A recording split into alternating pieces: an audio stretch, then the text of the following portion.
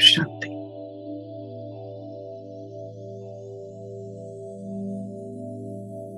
आज हम सारा दिन सतगुरु को पल पल रियलाइज करें अपनी लाइफ में। कहते ना, गुरु बिना गति नहीं दुनिया में कहा जाता, लेकिन सच पूछो तो सतगुरु के बिना गति और सदगति कुछ भी नहीं। बाबा क्या कहते हैं, गति और सदगति को पहले समझना होगा।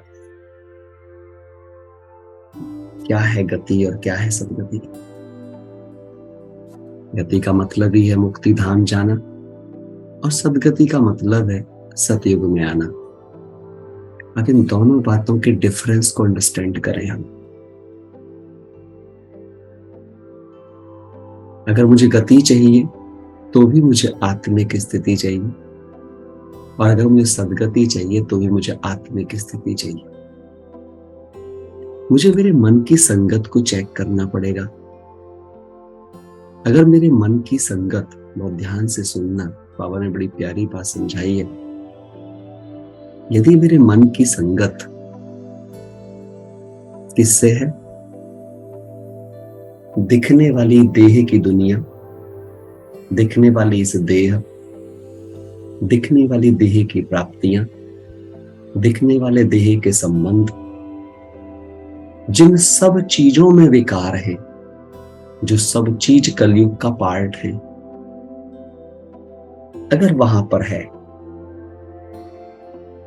तो आप सोच के देखो, जब मैं एसोसिएट ही नहीं हूं उस घर से, जब मैं एसोसिएटेड ही नहीं हूं खुद से, जब मैं एसोसिएटेड ही नहीं हूं वहां ले जाने वाले से, तो मैं जाऊंगी कैसे?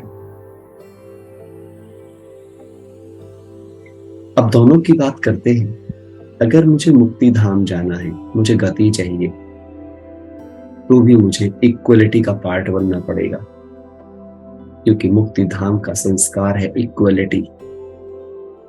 मुक्ति धाम का संस्कार है समानता, स्वरूप की समानता, गुणों की समानता,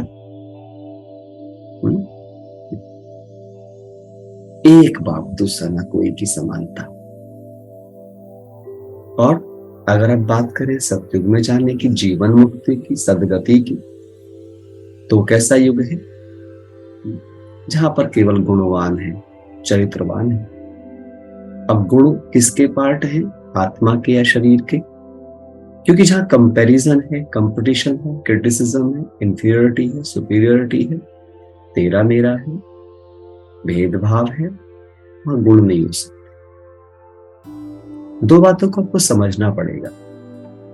एक गुण व्यावहारिक होते हैं, एक परमानेंट होते हैं। अगर आप में व्यावहारिक गुण हैं तो वक्त आने पर बदल भी सकते हैं, क्योंकि व्यवहार चेंज होते रहते हैं, ओरिजिनलिटी नहीं। ओरिजिनलिटी नहीं, बिना अध्यात्म के संभव ही नहीं है संपूर्ण बनना।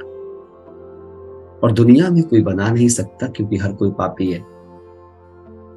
हर कोई, चाहे कोई कितना ही बड़े संत है, महात्मा है, जिसके पास देह है उसके पास पाप है, और पाप मैनिपुलेटेड है।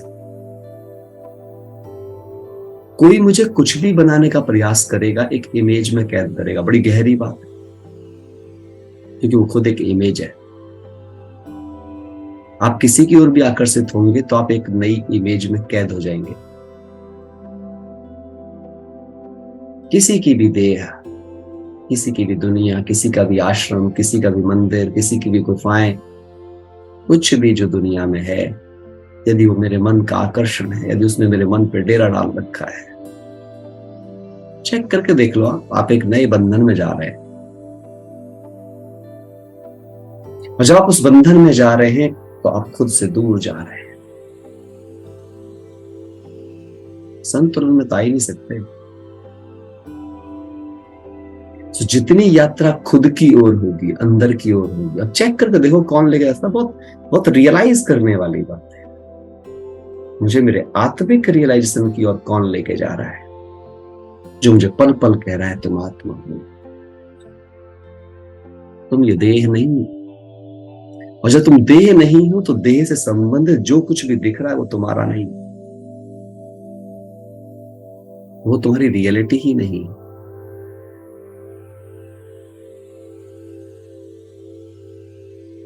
और केवल बाबा कर सकते हैं, क्योंकि उसके पास कोई पाप नहीं है, क्योंकि उसको अपनी देह ही नहीं,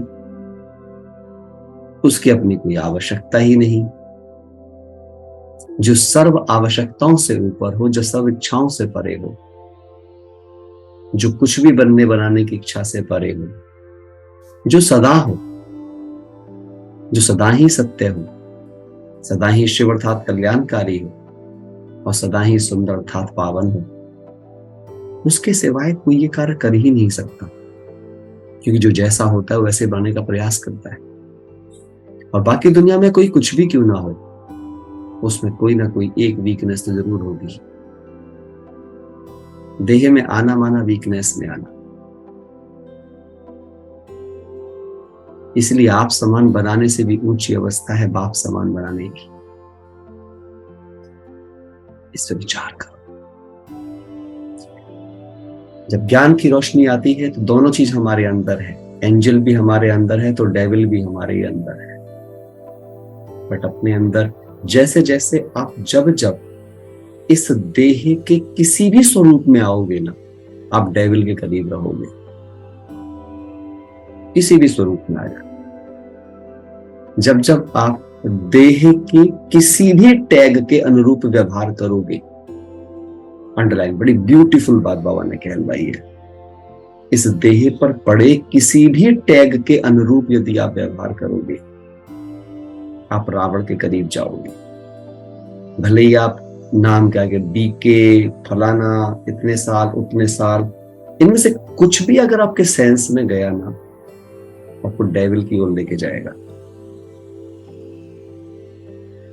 कभी कभी हम अपने अभिमानों को स्वमान का नाम देकर कंफ्यूज होते हैं।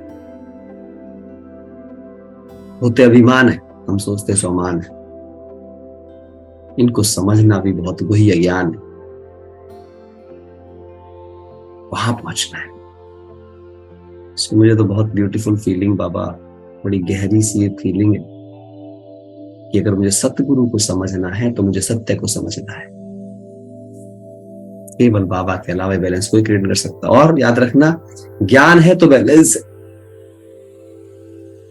दृढ़ता और फ्लेक्सिबिलिटी के बीच का बैलेंस, मौन और बोलने के बीच का बैलेंस, कहां मौन होना है और कितना बोलना है, स्थान स्थिति समय काल सब देखकर।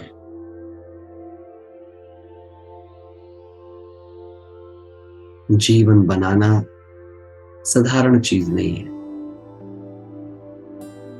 किसी को मेहनत लग रही है वही पुरुषार्थी, जिसको मेहनत नहीं लग रही है वो पुरुषार्थी है भी नहीं।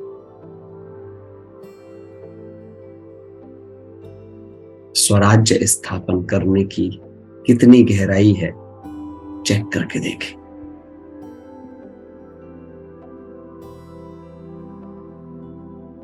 अपना बैलेंस चेक करें।